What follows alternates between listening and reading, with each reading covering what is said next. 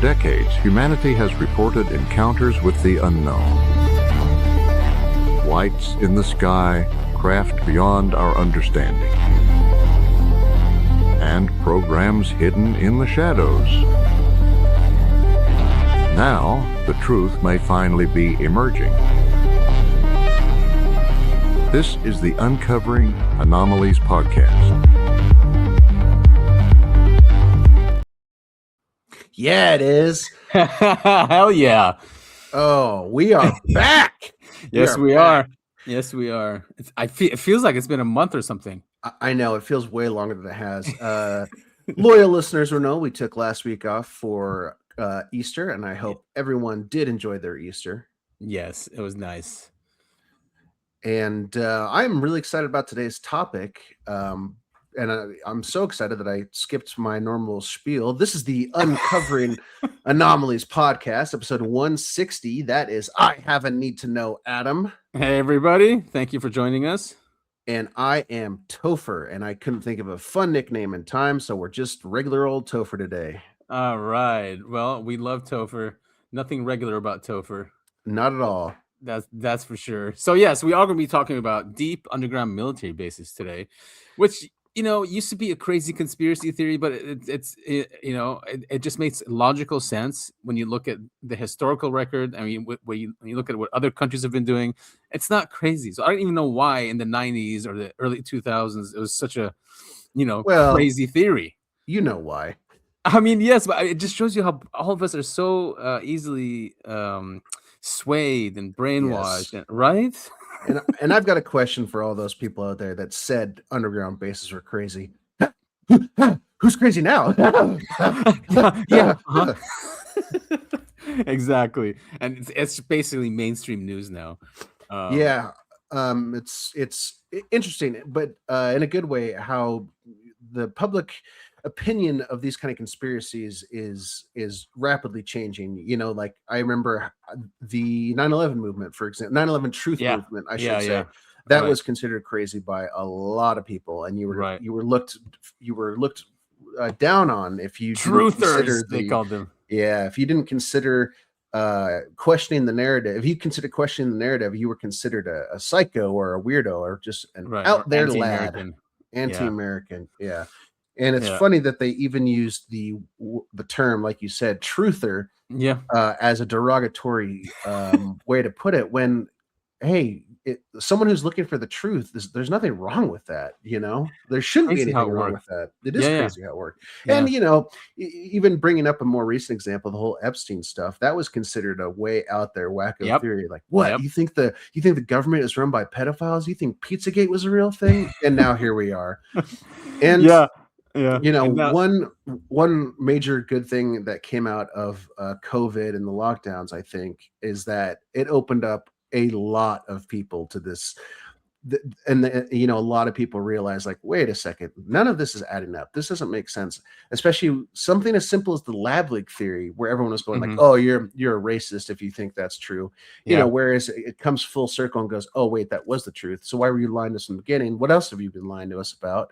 Exactly. It opened up a lot of people. So and people were home and they were online. I think because most of the population wasn't really online as much. Like, they check their emails, they check their Facebook, they stuff like that. But when you lock people into the homes, then they have way more time online. And if you have time online, you are eventually going to get into these conspiracies and you're going to watch these videos and read and that a lot of that happened during COVID. And yes, it's because then they linked it to what was happening then with the lab leak and they were shutting down accounts. God, there was so much censorship just for saying something different in the narrative. Like any deviation, you just get shut down your account wherever it was. Remember, like Robert Malone going into Joe Rogan and how they treated Joe Rogan. Yeah, yes, all that. Of course I remember. Yeah. I was sitting there getting bombarded with information back then. It was awful. Bombarded with bad information. Bad information, yeah. But they were calling, the truth misinformation instead. Of course. That's the playbook. So the point is that I think people have a much more open mind these days. And God, the 90s was just a different world. It really was. Oh, yeah. Even though these things were built, way before that, probably 50s, 60s, 70s. So we'll go through, and I didn't know this, but Paul Benowitz was the one who figured out the Dulce Base. The guy that that the Air Force drove crazy, drove him mad, basically. But he's the one who saw the lights and apparently communicated with the aliens underground. But he wasn't the one that found the documents that proved that Dulce was around. Right. But I didn't know that he was involved in the whole Dulce thing. I knew that he saw some stuff that the NSA was doing, or at least that's what the Air Force told him, right? And then they made it crazy. But I didn't know it was involved with this. But Phil Schneider was one of the big ones that came out in the 90s with it. And also, and we can start there, his father was part of Project Paperclip, which... Well, that is interesting. Yes. Otto Schneider. Yeah. Otto Oskar Schneider, born in Germany on the 22nd of January, 1906, 2 years before the famous asteroid supposedly blew up over Siberia. That's right. Yes. Served as a U-boat captain for NS Germany during World War II. Schneider was repatriated into U.S. naval intelligence during Operation Paperclip and was used in helping to develop nuclear submarines. Wowzers. Nuts. Yeah. So nuts. He's the father of Phil Schneider. Did not know that. Me neither. Not until today. So yeah, Bethesda. So both of them, both father and son Schneiders, died in the mid 1990s, about 2.5 years apart. Sad. Yeah, it is sad. The Grenada Treaty, we probably could do a full episode on at some point. Yeah, exactly. I don't even know why it's in this, but it's a wiki. It's a fandom wiki. Yeah. So Dulce Base, it kind of sounds like that might be a big chunk of what we're talking about today. And this is like one of the more, I don't want to say like well-known conspiracies, but it's pretty widespread. People at least in the conspiracy world, if you mention Dulce Base, they know immediately what you're talking about. Right. But what interests me most about these D.U.M.Bs, as you put them, D.U.M.Bs, deep underground military bases. Yeah. Thank you. Yeah, is that they're probably scattered all across not just the United States but the world, and we just don't know about them. Oh yeah. Like there's not even, the conspiracy is not like, oh, there's one here, there's one at Dulce Base. The conspiracy is that they are all the way throughout the United States at the very least. And people like Catherine Austin Fitz, they've identified, I think, 170. She thinks there's way more in the United States, but there's like 170. And she's the one who details the missing trillions. She says it's upwards of $21 trillion that were missing. And a lot of that was used to build this infrastructure in the United States. And the second that a journalist or another lower, less powerful government agency starts looking into this, the journalist will either die or an airplane will get flown into the wing of their building that has all the information on this. Right, exactly. Which, very interesting coincidence that this kind of thing keeps happening. I mean, yeah, it's interesting you say that because when the Pentagon was hit, it wasn't just where that they were seeing the missing money, but it was also the Office of Naval Intelligence. Their whole office and infrastructure was taken out that day as well. Yeah, that's weird. Isn't that weird? Out of that so weird entire building, yeah, they just go right there. That's the fun thing about being a conspiracy researcher, I'll say, is you keep coming across a lot of coinkydinks. Yes, a lot of them. Exactly. You keep the information in your head, and then when something happens, you map it right back. Like, aha! Wait a minute.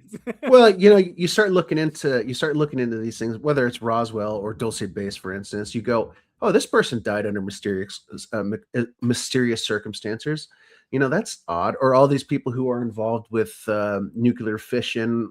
All these scientists who keep disappearing. It's scary stuff, man.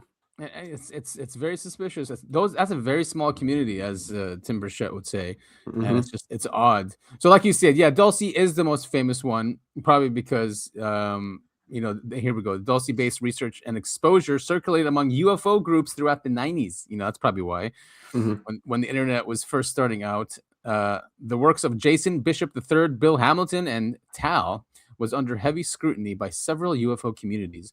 Phil Schneider's public claims came out in 1995.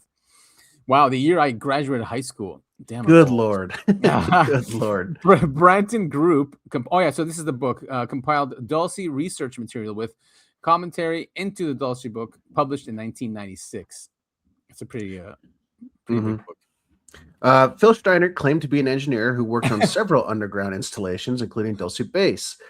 He also claimed to have been one of the escapees of the 1979 Dulce Wars. Now, we will touch on the Dulce Wars, I'm assuming, Skim it. Throughout this episode, but I would love to do a deep dive on the 1979 Dulce Wars, because that's specifically okay. That is a very fun read. I think there's enough material to do a full episode on it, and it's out there. Anyway, I'll keep going here. Schneider alleged that a scar on his chest was from a radiation weapon blast that occurred during his escape from Dulce Base in 1979. Some have confirmed that a large scar did indeed exist. He believed that his cancer was caused from exposure to what he called, in quotes, cobalt radiation. Yeah. And then, big caveat, but again, this is conspiracy. This is where we live. Yes. Although none of Philip Schneider's claims have ever been proven, his public talks on Dulce Base may have been causing an upset in shadowy places right at the exact time that Carla Turner was making public awareness of MK Ultra programming. Yeah, and his death was weird too, right? Yeah, it looks like we're about to cover it right here. I mean, he was he had a lot of issues. Like they said, he had cancer and stuff like that. But I love how they say he claimed he was an engineer. I thought at least that was not a claim, right? Weird. Yeah. Honestly, I haven't looked into Phil Schneider too deeply because it's hard to. There's so much attack information used against him. Right, of course, when it comes to any subjects like these. So, I mean, here's his death. There's an official version, and then I think his wife came in and said that it's suspicious. But Phil Schneider had a 9mm handgun that he had borrowed to protect himself. Schneider had often made public that he was marked for death.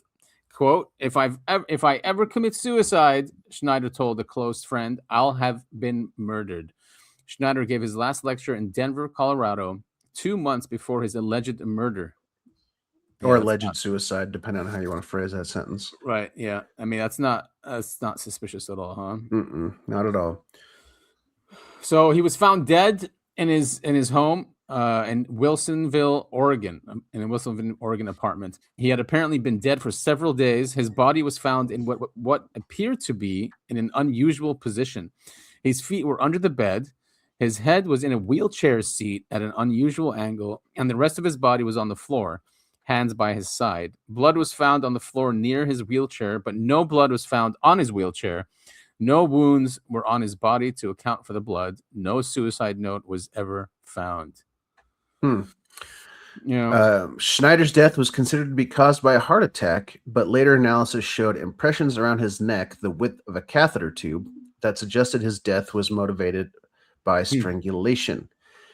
His surviving wife Cynthia has stated that U.S. intelligence operatives have thoroughly searched their home shortly after his death and made off with at least a third of the family photographs. And that's not suspicious. Cynthia also observed that Phil's lecture material and notes for his unwritten book on UFOs also went missing from his apartment, yet money and valuables remained untouched. Yeah. So it's kind of obvious, isn't it? They're sending a message. Yeah. Sending a message to the community, probably. Yes.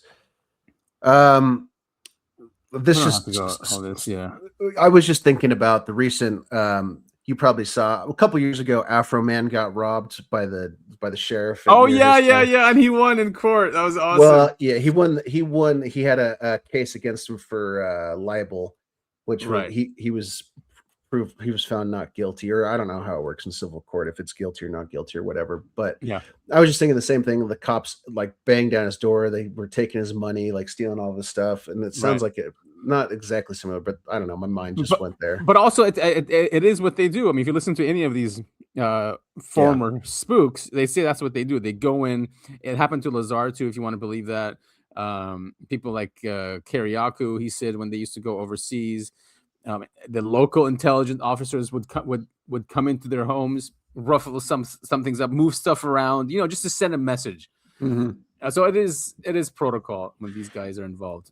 It's also what oh God, who was that guy in the 70s? He had a cult. They ended up killing that actress. Jones. No. Jonestown. No. Jonestown was mass suicide. They lived in like L.A. in the 70s. They made oh god, why am I blanking on it? Helter Skelter. Does that ring any bells? It does a little, yeah. Maybe I don't know. They were all on acid. You know about it. It's a very famous thing. But anyway, they would break into people's homes and move stuff around to make them go. But they were all on acid just to fuck with people. Yeah, so it seems like a pretty common way to screw with people. Which in all fairness would be completely freaky if you came home and all your stuff was moved around. Yeah, of course, man. Yeah, I would. I mean, especially if they just targeted what to move around, like we're watching you kind of thing. Mm-hmm. So what, they did this to random people? Yeah. Or was it targeted? It's thing with Charles Manson. Oh yeah, okay, Charles Manson. Yeah. Oh yeah, yes, they did that. Yeah, they were just. I don't know if it was they were just messing around. Hippies on acid. They weren't just messing around. They killed that woman. Yes, they did. And funny enough, he apparently was an MK Ultra victim. Yeah, which is linked to all of this as well. All right, so I mean, we can move on. Obviously his wife said testimony, and she didn't think that he died of suicide, but that he was murdered. Yes, and just based on the scant amount of evidence we've read here, it definitely does not look good for the gov. Right, and there was no investigation either, and when that happens. Not. Yeah, no, I keep hearing about things like that where people will die from a quote unquote heart attack, and then for whatever reason they're cremated like 6 hours later. It's like, well, okay. Seems very efficient. These videos are from the 90s, so they are split up, each one of them. But for those who haven't watched Schneider, he's definitely a character, and why not put this as a matter of record before maybe these videos might be all taken down? Who knows? I'm surprised it's on YouTube. Yeah, me too. Actually, all right. So this is Phil Schneider Part 1. I'm Phil Schneider. I spent 17 years in black budget programs. Government geologist, as engineer, structural engineer with aerospace applications. Man, the mics really sucked in the 90s, huh? I might try to extract just the audio from here and have a good audio. It's okay. It doesn't sound too bad on my end. Like, I can understand what he's saying. All right, perfect. Self-taught metallurgist, became kind of famous in my own right. I basically would have a set of notes here, but they're unavailable in all this melee.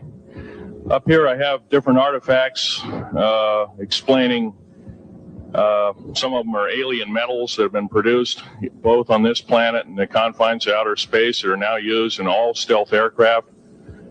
All stealth aircraft, for instance, all black jets, what you're seeing of black helicopters and the like.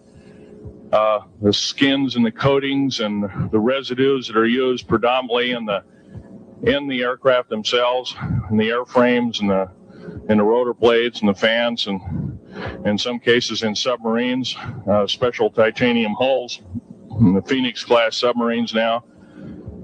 All this has come from alien technology. 1947 is what the public has been told. Something crashed in the backyard in New Mexico, a place called Roswell, New Mexico. Unfortunately, that's what the public's been told. The military's known about the alien question for the better part of 70 years, and they first saw their glimpse of what was going on as early as 1909 in the American Southwest. Now, Army cavalry evidently were chasing some bandits, and they entered this cave. They were holed up in a cave, and what they found in there was flying discs and little gray guys and all kinds of weird things, and they didn't know how to explain that, and they wrote them down as best they could, and it's been in secret archives ever since. And it's up down by the Truth or Consequences area of New Mexico. Well, the alien thing is more than just what I'd call a non-visible threat. We on the surface, first of all information dealing with alien or alien reproduced technology or alien reproduced vehicles or any other kinds of things well hidden from the American public. Our black budget, for instance, garners $1.023 trillion every 2 years. It's over $500 billion a year. Right now, there are 131 active deep underground military bases in the United States. There's 1,477 of them worldwide. Each one has an average cost of $17 to $19 billion. Each one is built in the site. It used to be it'd take a year to 2 years to build each one, and now they're capable of building a couple of them a year with sophisticated methods. My colleague Al Bielik has actually been on some of the high-speed railways, the magneto-leviton trains that connect all the deep underground military bases within the United States. He's been on a Mach 2 train and floats off of a single rail at a 3/4 of an inch off the rail, and is what you'd call high tech. We have nothing like this on the surface. Yeah, and to that point, that's why it's called like a breakaway civilization, right? They've completely built a completely modernized civilization underground, while we're left with the old stuff that was built in the early 1900s, and they won't even fix that stuff. Bridges collapsing, roads with potholes. It's just so sad. So next time the government tries to tell you that they need more money to build a high-speed railway that takes you from Southern California to Northern California, and they sit on that for 20 years and don't do jack shit with it, tell them to screw off, because they're lying to you.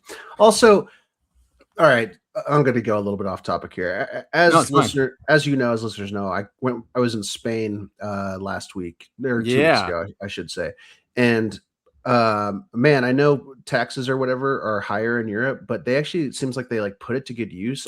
We spent so much time on the metro and walking around. There was no potholes around. The metro was clean. It ran on time. It was great. And so I kept thinking, why can't we have that same kind of infrastructure taken care of in the United States? It's such a bummer. It is, yeah, it is. And the thing is, we do have socialism, but we have socialism for the rich. For the rich, yeah, exactly. Yeah, it's just for them.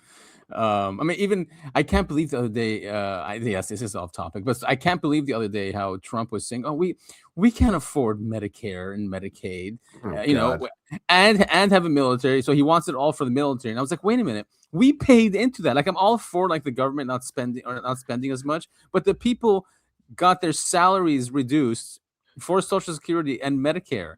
You can't just say, sorry, we're not going to fund it. We already funded it." Yeah, exactly.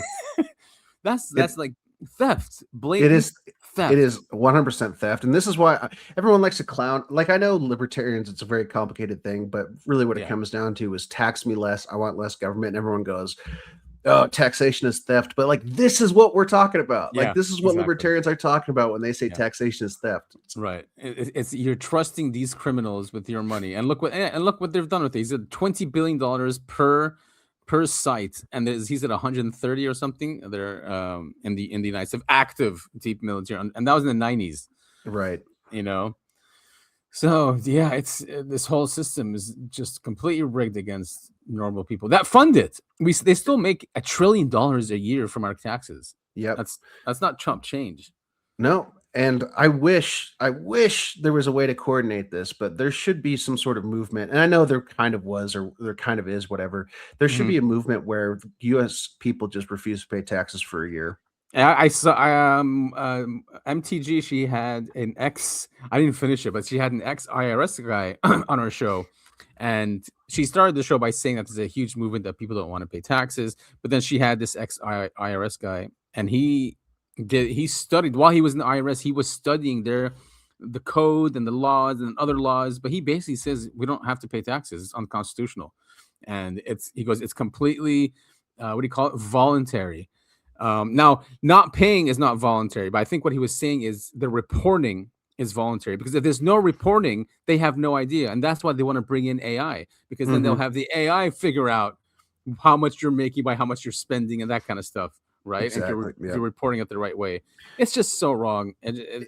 Well, it really is. And it brings back to me the thing we learned in school that I can't remember what the fallacy is called. It's the toll booth thing, where basically government builds a bridge and they say, oh, how are you going to pay for the bridge? Like, oh, we'll set up a toll booth, to collect money for people. Right. And then after 20, 30 years, everyone forgets the toll booth was supposed to be temporary. So now you just have a toll booth that collects money forever for ostensibly no reason. Because the reason for the toll booth was to collect money to pay for the bridge. The bridge is built, it's been paid for, and they still collect tolls. And no one is talking about getting rid of that toll booth because they have no memory. They have no memory the toll booth was there in the first place to pay for the bridge. Right. Anyway. Right. Yeah, taxation is theft. It is. It's still a theft, and I think we'll probably prove that in this show. Yeah. The public basically has been totally lied to. Yep. We're considered stupid or even moronic in some cases. It's got to stop. If we're going to gain our country back, we must, and I repeat, must instill in our public officials, anybody that goes and does public service, they must tell us the truth. If they cannot do this, then they must be impeached or they must be removed from office. If this cannot occur, if the truth cannot totally... Imagine, he was saying that so long ago. I'm like, yes, dude, that's what we're saying. Well, I know, exactly. But my joke was going to be, if we truly went out and did this as a people, there would be no politicians left. Yeah, no one wanted to run for office either. Exactly. Yeah. You see how everyone's like trying to beg Tucker to run, and he's like, "Hell no, I'm not doing it." No, he shouldn't. But I haven't seen that, but it doesn't surprise me. I remember there were all these lefty individuals. They keep bringing out that they keep saying, "Oh, this guy should run for president." It's like, he's a political commentator who ran a comedy show. Like, what are you talking about? Yeah, exactly. But it's the best readers, the best leaders are the ones that don't want to be put in that position because they don't have, it's not about their ego or anything like that. Right. That's why I think president and Congress should be elected by random number generator. And while you are in power, you can't gain any money or anything like that. And if you do a bad job, you can get voted out and the next random person gets put into place. But then everyone would be like, I don't want to do this. And so they do a bad job on purpose. Oh, yeah, true. I mean, with technology these days, the people can have a direct effect now. We don't need representatives anymore. The reason why we need representatives because everything was so far away. Yeah. But now with phones and with blockchain technology, like we could have like a direct democracy. I don't know if that's a good thing though. But I'm a little concerned because mob rule typically doesn't work out. Right, and then my other thing is God, call me an old man. But having that much power in technology, I think is a really bad idea because technology can be hacked and all that other shit. Yeah. So. Yeah. Even crypto now, because with quantum coming out, you're right. All those hash, the technology that's behind crypto can be hacked very soon. Actually. All right, let's continue, Phil. Yeah, It's like he's talking today. Come out. There are reasons for secrecy, for instance, but if the truth cannot totally come out, what's the use in us having anything called freedom? Okay, now I have pictures here that I'm going to show you during the break in artifacts, and I ask you to kind of look at them but not handle them. I have actual crashed retrieval metal from Roswell, New Mexico. It's given to me when I was 14 years old. For instance, I've got other things. I've got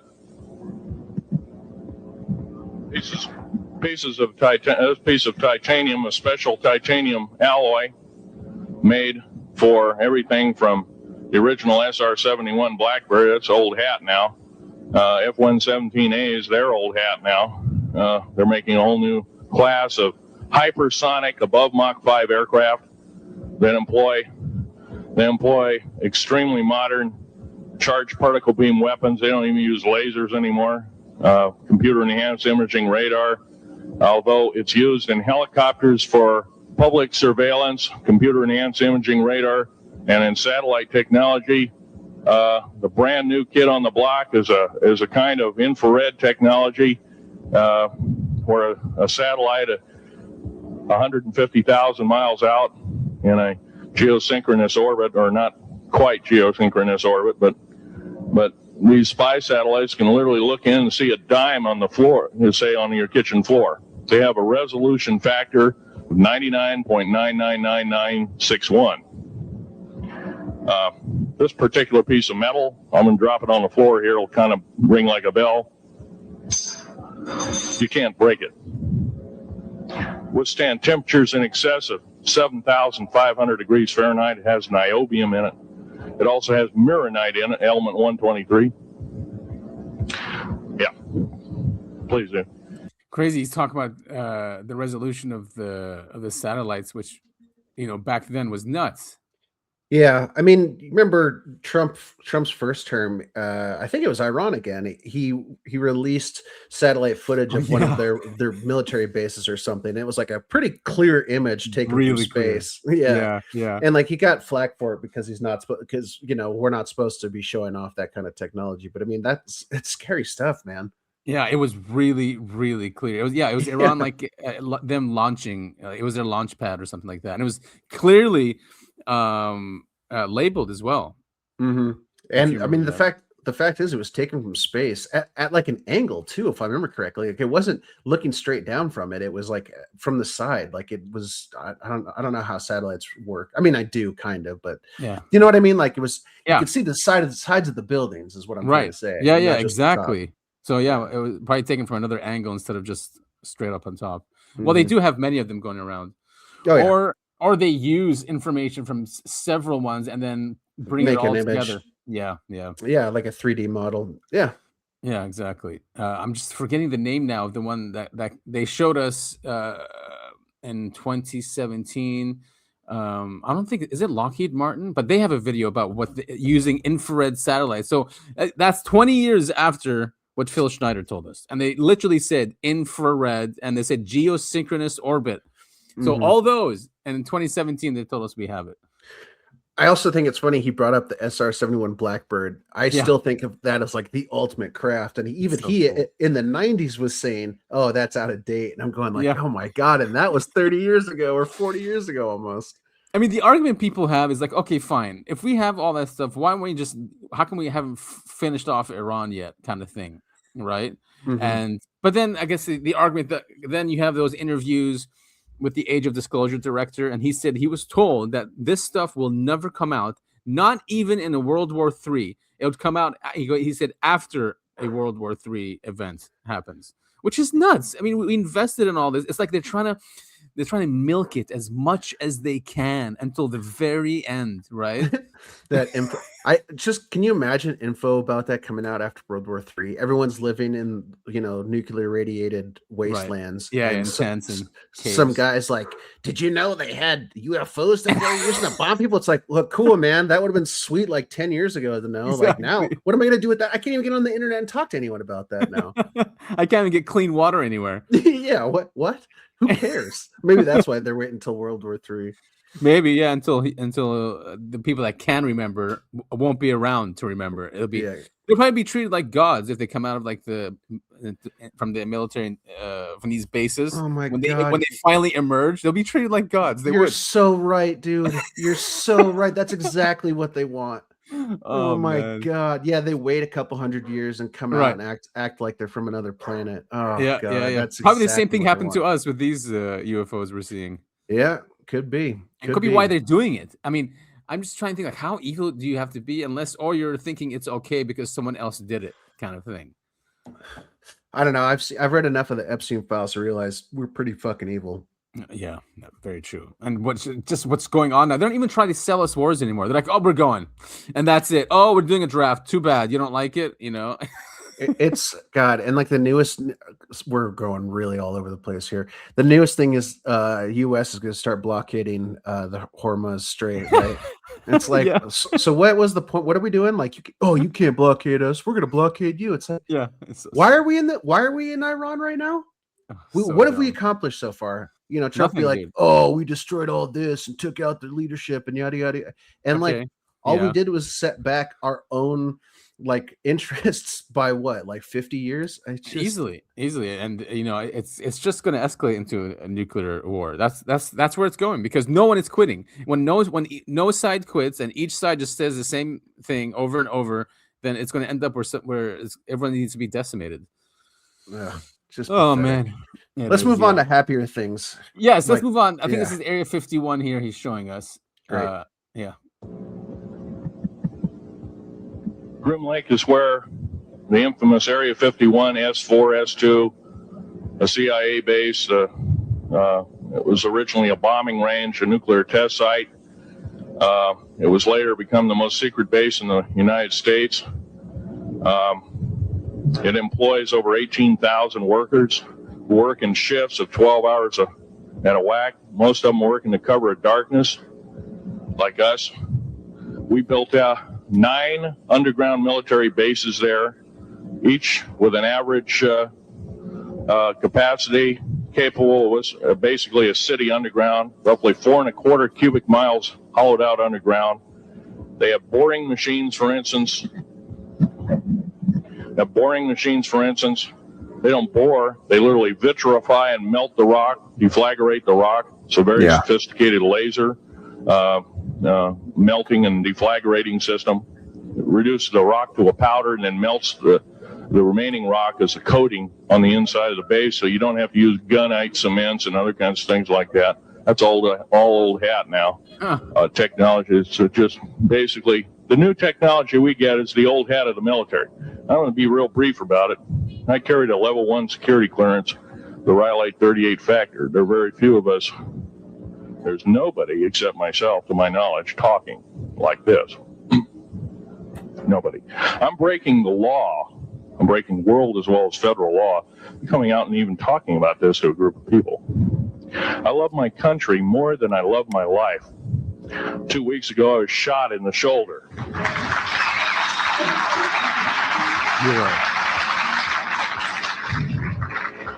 I don't want to gore you women out, but I was shot in the shoulder up here. I recently have become friends of a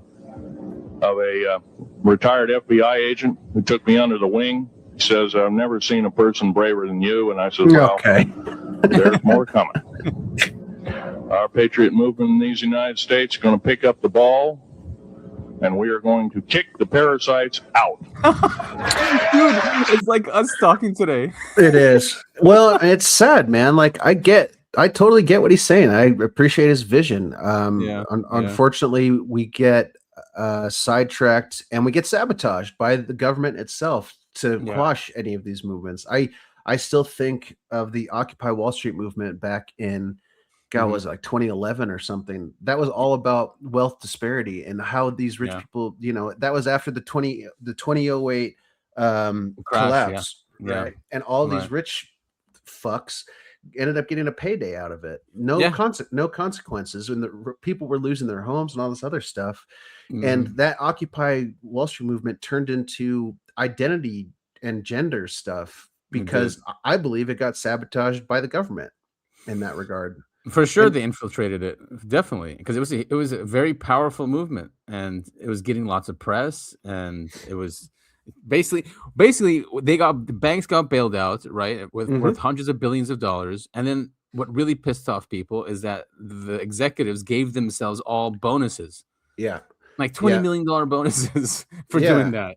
I mean, I remember the outrage. They were going on vacation, like going to private islands, hanging out with Epstein, and the rest of us were not us. I mean, I was a kid back then, but still, it's just like, I mean, 08 affected me because investments were gone, and we were in the middle of like raising capital, and we raised half of it, and then it was just a disaster. It was a nightmare, man. 08 was a nightmare. And I believe the same thing is happening today. Anytime a true leftist, and you know me, I'm far from a socialist or a communist, but anytime one of those, there's a good group of people that comes up with some ideas to spread wealth around, essentially, it gets completely taken over by trans activists or gender identity, any minority, and it's just like, oh my God. Do you have the thing queued up for Canada's new LGBT acronym by any chance? No, I do not. No, I thought. Okay. Yeah, but speaking, if we get there, yeah. Yeah. That was Anyway. so funny, man. I can't believe it. And the way it rolled off her tongue was so funny. I'm sure it was like practiced. WWI2DGIV LGBTQQ++, something like that. I'm gonna create a lawsuit saying I identify as one of the letters that wasn't in the huge thing that she listed, and say, "Oh, I don't feel represented." Oh, she'll put you in there somehow. Oh yeah. Put a I was gonna say put a T in there for Topher, but then I realized there's already a pretty big T in there. Yes. Yeah. Almost all letters were in there. Is it? I think it's women and girls of indigenous. Anyway, there's that. Yeah. Oh, there's every they covered all their bases. Are we? Yeah. So we're basically in the same issue, right? With what Schneider was saying. I think here the alien confrontation. We can go to that one. So, yeah. Let's do it. One of them did this. All I remember is that he just kind of waved his hand in front of his chest, and the next thing I know, this blue beam hit me and just literally opened me up like a fish, and burnt my fingers right off of me. And it was some form of electrical force, because the kind of like being hit by a lightning bolt burned all my toenails off of me. Completely crispy crittered my left foot, burnt the shoe right off of me. All I remember is the smoking remains, and I'm still conscious, but in and out of, I didn't remember much.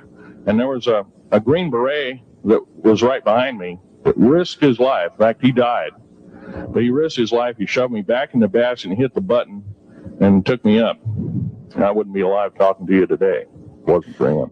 Yeah, see, I think we could cover this whole part. So I think that's the Dulce one, right? That's the Dulce War. Yeah, we could cover that whole thing with the Dulce War. But for those of you who don't know, Dulce is a base in New Mexico. It is supposedly the home. It's where humans and aliens essentially work together. And there's different.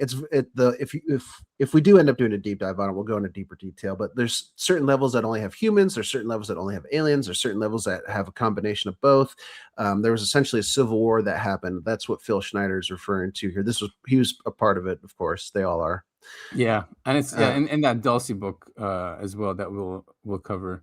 Yeah, it's a really fun story. I don't know if I necessarily believe all of it. I think Phil Schneider's an interesting character, and I believe in a lot of the stuff he says. I mean, especially when I heard about like the technology he talks about, and it was all back then. It's nuts how accurate he was, because now it's out. All that stuff is out. Yes, that's the stuff that I do believe in. The Dulce War stuff, I'm not sold on, to be honest. But you never know.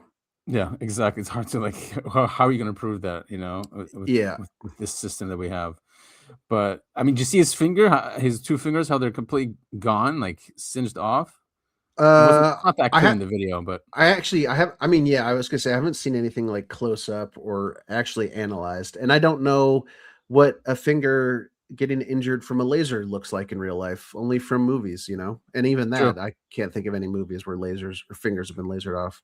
But is there more about the actual base in here? Because if I don't want to keep going, I think this is. Let me see this part. If it's the base. Now, I'm going to casually mention to you something that's very scary indeed. Oh, this is the alien agenda. This video that he talks about. I think we should save that for if we're going to do a deep dive. I think we should focus on other. If you're okay with it, we should focus on. If we magically have it, yes. Other D.U.M.Bs.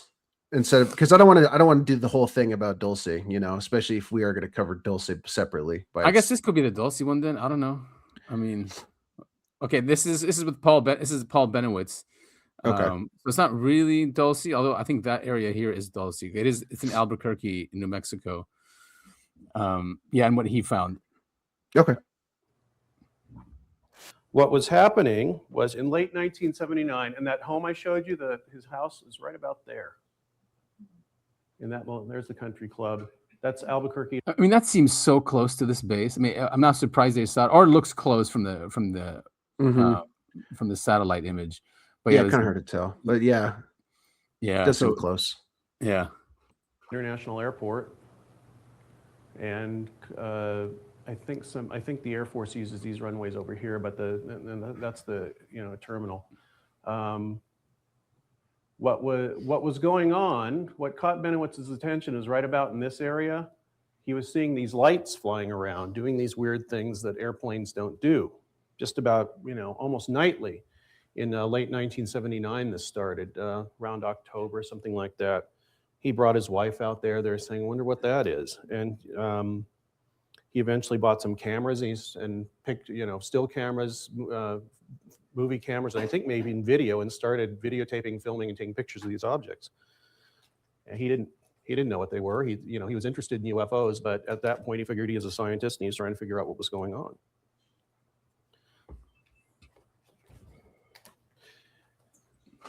Anything else I should tell? Oh, right here is this is called Manzano Complex, Manzano Mountain. In 1947, strangely enough. So that is Dulce too, right? Manzano Mountains. I think that's Dulce as well. Okay. This entire mountain was dug into and tunneled out and used to store nuclear weapons components, and some people have even said whole bombers and stuff, they'd move in there underground. Actually, people flying into the airport over here could see them digging it. They said it looked like a big anthill.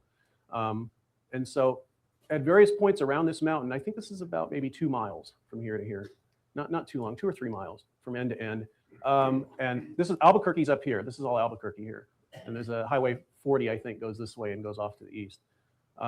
So it's actually pretty close. But he was right on the perimeter fence here. What's in these? What's around this side of the mountain where you can't see it from anywhere over here, but you can see from around here the bunker. There's little bunkers that stick out, little concrete bunkers, and they're all entrances to these tunnels where all these things were stored. I don't think they store anything there anymore. It's been decommissioned to the point where there's almost nothing. I don't know what they use it for now.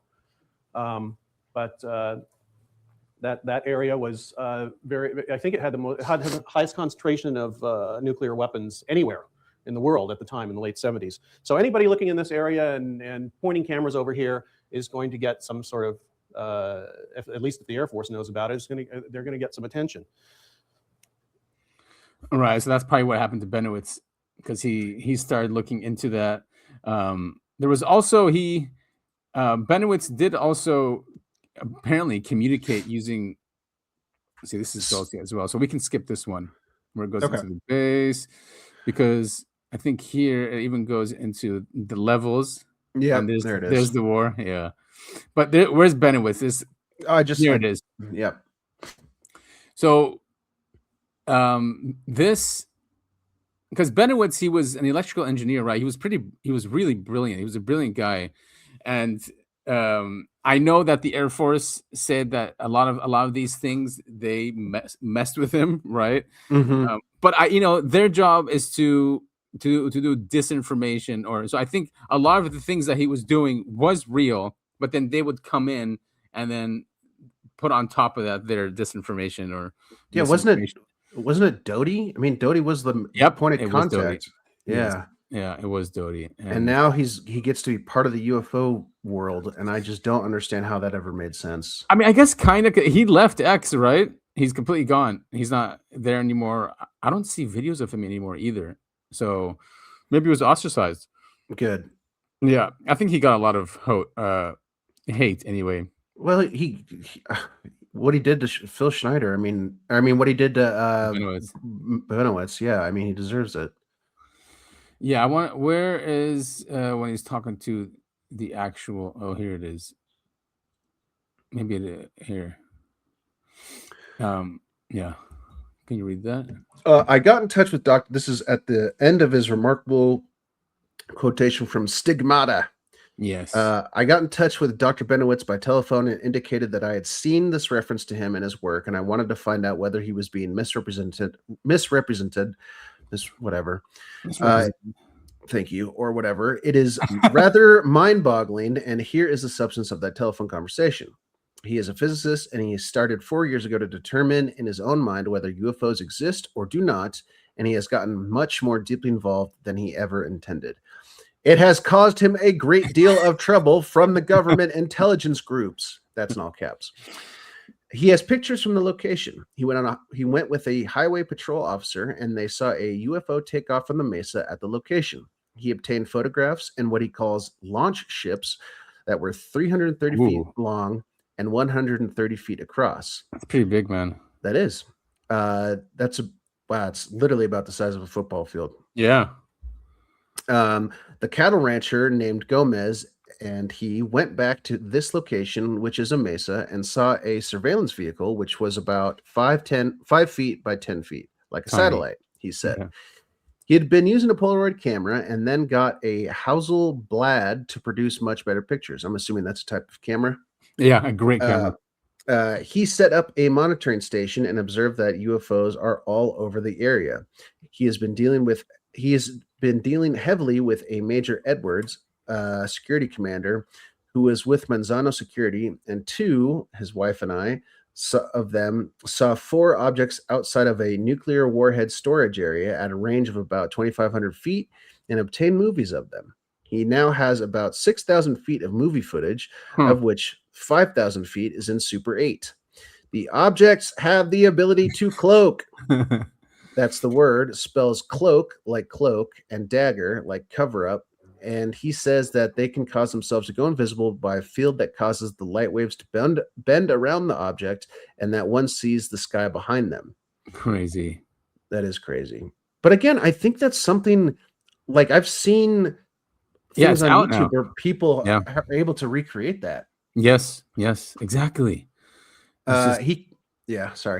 No, I was going to say, it's just that's how this stuff eventually all comes out. Mm-hmm. In reality. I can take this if you want. Okay. He confirmed the fact that the woman was picked up when she accidentally observed the calf being abducted. That's right. They had abductions in that area. Mutilations. Yeah. He has paid for pathology work and medical doctor work. The pathologist is a former head of the microbiology department of New Mexico University. They have done CAT scans to show that the woman and her son did in fact have implants in their bodies. We confirmed the woman, not her son. She has a vaginal disease like streptococci bulbi, I don't know. Bulbi, and tried many antibodies to destroy the bacteria. That it has survived off the antibodies themselves. The aliens keep hassling her.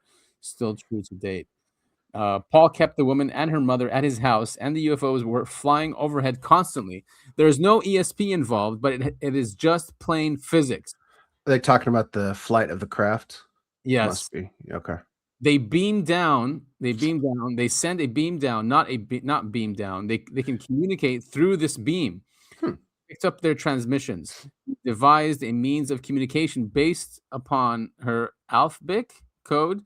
1 is equal to no, and 2 being yes. Through this code, he has been able to talk to the aliens. He then computerized a system that would reject extraneous inputs. He said that they can be very threatening and malevolent. He then told the OSI, and that's Doty right there in the Air Force, and he has been requested to give several presentations to high-level Air Force people in briefings on the subject. He shouldn't have trusted them. Yeah, well, I think he did what he thought was best with the information he had. Yeah. He was a patriot and probably a good guy. Doesn't think, there's anything malevolent in our government. Right. High level Air Force people, the briefings, wing level command, and many others, including this fellow Edwards. And he took a helicopter to the site. No, twice to site. First by OSI agents and second by Colonel Carpenter. It turned out that the wing commander, after a presentation that his fellow made, then took a helicopter to the site and made photographs. Looking back, thinking about this, the widespread distrust of the government and military in general didn't really happen until post 9/11. Yep. The U.S. military was always, and the U.S. government for that matter, were always seen as the good guys, despite the crazy shit the CSI was, or the CIA was getting up to, in the 60s and stuff. People didn't really know about that too much. No, they definitely didn't. And yeah, you're right. There was so much trust, even in the 40s and 50s and 60s. And I can't believe. I mean, yes, Vietnam, there was like some distrust, but still, more than half the country trusted the government and the military. But yeah. So he says that you can see saucers on the ground. He says there's a kind of cone, a large cone, and the larger vehicle comes and lands on top of the cone, with the top of the cone fitting into a hole in the bottom. There's an elevator inside of the cone, and that goes down into the mountain or ground about 1 kilometer. You can see the aliens running around the base, getting into the vehicles and stuff. I gotta see this footage. They use small vehicles to get around that have no wheels, obviously. They are rectangular in shape and they levitate. They do not show up in color because they are highly reflective. But in B and W, black and white, they're visible. He says that there are beam weapons that are floating in strategic locations, and there is a road into the base. He obtained infrared photos of the area from an altitude of 14,000 feet. There is a level highway going into the area that is 36 feet wide. So something, and this is a fun, coincidence. One of those things that always happens when we get ready to research for an episode. I keep seeing videos on YouTube about, they keep popping up in my feed about truck drivers who have made deliveries to these. Oh yeah, we have places before. We have one of those videos. Yeah, great. Yeah, but they just kept showing up in my feed all of a sudden. Of course, me too. We started once we announced in Signal, by the way, that we're gonna do this show. All of a sudden, I just saw my feed. These things come up. So it shows you maybe Signal's not that secure. Not secure either. Yeah. All right. So do we need to? Yeah. There's some more about is that a government road? I'll take it. One can see telemetry trailers and buildings that are 5-sided buildings with a dome. It is standard military procedure. There are many guard points and stakes, and there are launch drones that one can see. Next to the launch drone, he saw a black limousine and another at some distance off, apparently. The careful measurements showed that the limousine was the same length of this Lincoln Town Car. It is a CIA vehicle. There was also a blue van. He has been cautioned about these limousines as they will run you off the road if you try and get into the area. And in fact, somebody has been killed in that manner. To the north is a launch site. All of a sudden, another video that I saw popped into my head just now. I can't remember who it was. They were giving an interview where they were filming something with Robert Downey Jr., right? Yeah. And Robert Downey Jr. invited them to hang out at his house after they wrapped for the day. And they're like, yeah, sure. And he goes, okay, I've got a meeting right after we're done, and then I'll meet you guys there. And he said, they were going from wherever they were shooting to Robert Downey Jr.'s house. They were stuck in traffic. They were slow. It took about 30 to 45 minutes to get to Robert Downey Jr.'s house. And Robert Downey Jr., despite having a meeting after that, beat them there and had showered by the time they had arrived. Oh, yeah. And he was going, the only possible way to do that is if there was some sort of underground tunnel that, only the rich and elite have access to get there. And he's like, it was impossible. He goes, we were sitting in traffic. It was a long enough drive without traffic. It took us 30 to 45 minutes to get there. He had a meeting after we left and still beat us there and had time to shower. So it took him 5 minutes to get to his house. I thought that was a fun story. Yeah. And you just reminded me, there are reports that there is that type of thing for like the elites in LA, like Hollywood stars, and that there's even like Starbucks down there and McDonald's, right? Yeah. Yeah. All right. So continuing, there are 2 wrecked ships there. They are 36 feet with wings, and one can see oxygen and hydrogen tanks. There are 4 cylindrical objects, Socorro type, 2 carrying something while flying. The whole operation is based upon a government agreement and a technology trade. We get out of it atomic ships that are operated by plutonium. Interesting. The Cash Landrum case was one of them. The doors jammed open and neutron radiation came out. Wow. All right. Yeah, we can move on. But this is a really good book. It's online for free. So nice. Yeah, people definitely go through it. There's comments from the guy who put it together. These are his comments. Did you say the book at the beginning? I totally missed it. This isn't the Dulce book, is it? Yeah, it is. Yeah. It is the Dulce book. Okay. Yeah. All right. Great. Yeah. This is the Dulce book. So it's a good book. Notes are fine, but the information, again, take with a grain of salt. There's some crazy stuff in here, especially when it comes to MK Ultra kind of stuff. But I think it's good to get a general, because all of this stuff, I don't think it's 100% fake. My feeling is there is a lot of good information in here. I think there's a lot of stuff that was added to make it less believable, and that's the whole point, right? Right. Add misinformation, but I do think this is important to go through. Yeah, and there's a lot of benefits in here, which again, I had no idea he was so involved with Dulce. That was completely something else. Poor guy, man. Poor guy. Yeah. And then so we have Catherine Austin Fitts as well. So now we're coming to the to the current age, right? And she was former deputy HUD. What's it called? Secretary of HUD? Yeah, deputy secretary of HUD.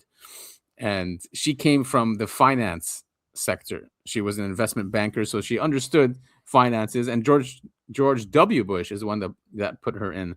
And when she got there, of course, she wants to see the numbers. I mean, that story she tells. And they're like, are you sure you want? And they're like, and she's like, yes, I want to see it. And they came in with these just a huge amount of folders and papers. And they're like, good luck. And she goes, it is nuts, the waste and the fraud. And it's done on purpose where it's so much you can't even pinpoint what's going on. Mm-hmm. But she said that all these agencies were used to launder money. As she found out, all of them, not just HUD. All these agencies were used to launder money into the black budget, the trillions of dollars, instead of us, of course. Of course. Yeah, it's an image that's helping us. HUD has all these agencies have a great purpose, right, to help the people, but they don't. Yeah, exactly. They don't. Oh man, here she is on Tucker's show. So we have built an extraordinary number of underground bases and supposedly transportation systems. Some of these are some of these are documented as part of the national security infrastructure. I think there are many more. So in the United States? In the United States, on all over the world. But from 2021 to 2023, I took one of the smartest subscribers in the Solaire Report network. And he and I spent 2 years collecting all the data and all the allegations on underground bases. And then we systematically went through and tried to estimate our guess. This is totally a guess of how many underground bases, both underground in the United States, but also underground under the ocean around the United States. And our estimate was 170. So we have a good mutual friend who's been bothering me for years to interview you. You've got to interview her. I'm so glad. Well, just because he said this is like the best informed, smartest, most reasonable, mainstream, sane person I know of you. He said this, and I was like, yeah, okay. I'm sure some people are like, well, she's obviously crazy. I should have set the stage at the beginning with your biography, like you're as mainstream. You're on the board of Sally Mae. You're a partner at Dylan Reed. It's like, right. You're not just like on the internet. I think basically, Ryan, that the neocons have destroyed America.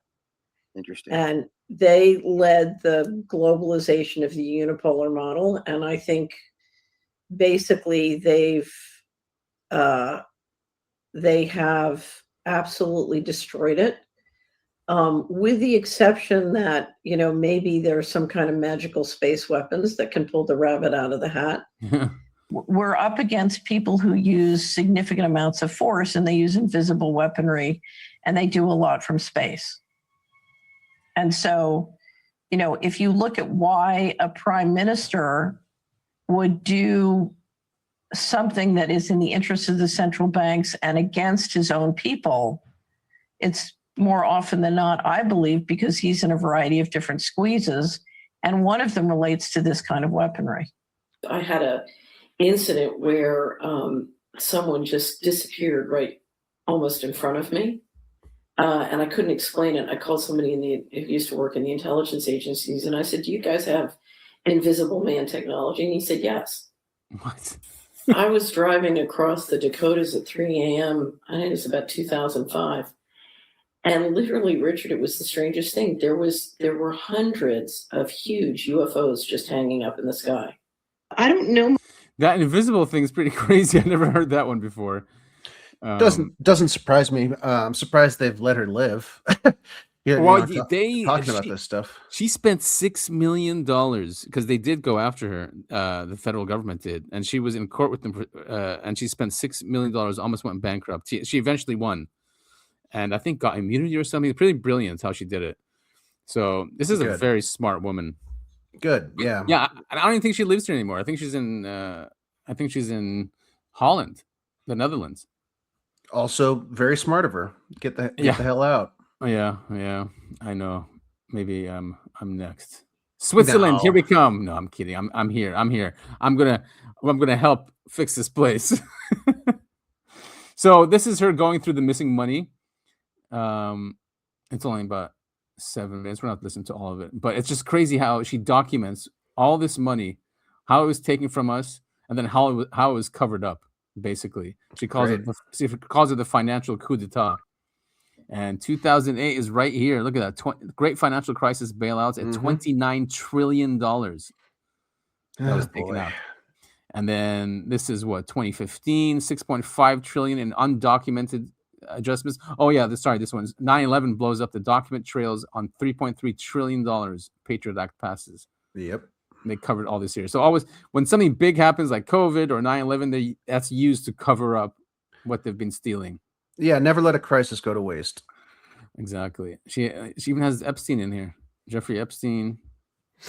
Well, I mean, I think we've pretty much proven it at this point. He was connected at the highest level to all of these things. Yes, he was. Exactly. I mean, he even stopped fusion energy. He was proud of it. Yeah. He wrote one of the congressmen that was me that killed it. Yeah, thanks, Epstein. And I thought the rape was bad. It was just a little part of it. Yeah. And let me give you the history. In 1994, the New York Fed and the Federal Reserve bought shares in the Bank of International Settlements. The Bank of International Settlements is the central bank of central banks in Switzerland, and operates above the law. They have sovereign immunity and enjoy it in many respects. And they can receive and hold money secretly. They can keep money on their balance sheet secretly. So the Fed bought shares and made their relationship with the BIS much closer in 1994.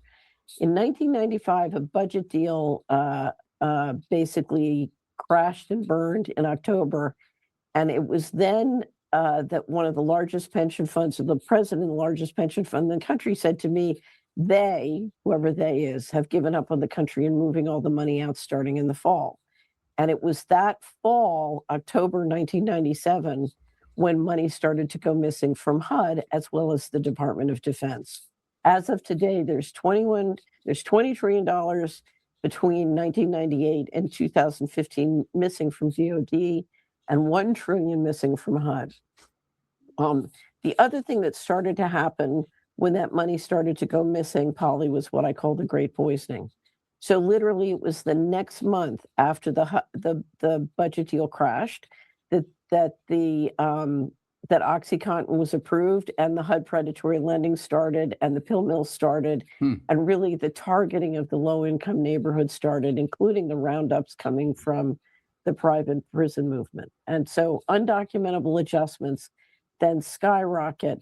Coming into 9/11, we had been working with a reporter in Washington who was writing story after story about the missing money, and we had a huge spread coming out in Insight magazine, the cover story going to all the congressional and Senate offices talking about what was then $3.3 trillion missing and demanding accountability, including who were the private corporations and banks running all those payment systems. And we expected that story. It was going to be run on September 15th, 2001. That Monday, so the day before 9/11, Donald Rumsfeld gave a press conference at the Department of Defense. You can see the video up at the Missing Money website at Solari. And he announced that the Department of Defense was missing $2.3 trillion. And we assumed he was trying to get ahead of our story. Well, we know that wasn't true. The next day, 9/11 happened. James Corbett has a wonderful video called 9/11 Trillions, where he describes how many of the offices that were blown up at the Pentagon and the World Trade Center related to securities and other financial operations, very much connected to the money that was disappearing. In fact, we were told that the office at the Pentagon that was blown up, or one of the offices, was the location for the Office of Naval Intelligence Research Group that was investigating the missing money. And so the rest is history. The Patriot Act had passed, and then the DOD got huge appropriations, and nobody really cared about the missing money. So let me go back to the chronology again. So fast That's just so nuts. It's crazy how she said they gave up on the country in 1995. Like, that's like when Phil Schneider and all that was coming out. Man, 1995 was a pretty good. I mean, I was again a kid, but from what I understand, 1995 wasn't so bad. It wasn't, but I think because the secrets were coming out, maybe they saw that the country's just going to revolt against them, and they're like, "All right, let's get ahead of it and start poisoning them and stealing more money and very well doing the case, doing what we can to get protected because they are a small amount of people, and we're hundreds of millions. Mm-hmm. So put yourself in their shoes. They probably see it as a war, and they're trying to get ahead of it. Right. And one thing I do want to point out about 9/11 really quick that I was thinking about during this, if 9/11 happened the way that the official story says it went, guys from Saudi Arabia hijacked a couple planes, crashed into buildings, yada, yada, yada, all this stuff about the finances, complete coincidence. How can people be upset when they hear all this other stuff and go, why would anyone think that that's not exactly what happened? You know what I mean? Like, there's so much evidence that shows that there was a larger conspiracy at play. It's ridiculous to question people who want to know the truth, in my opinion. And it's still secret. None of it is out yet. Like, all those people are like, say, "Oh," I'm like, all right, fine, release it all then. What are you so scared of? What are you so scared of? They can't even release all the JFK stuff, and that was older than that even. Right. It's because it's the same group of elites doing it, and they own the government. I mean, it's very simple, and they want to protect themselves. Yeah, I was going to make a joke about, well, at least we know who owns the banks, but I'll just leave it alone. Yes. So go to Solari, missingmoney.solari.com. It's a great resource for that. But there's some also videos that have been going around about of these trucks just going straight into the mountains, showing underground cities. This is a classic one. I think it's a big rig. North entrance. I mean, it could be a base where they're going into. Whoa. Sure. Right. Not very secure. So it's not one of the. It's not one of these military bases. That's for sure.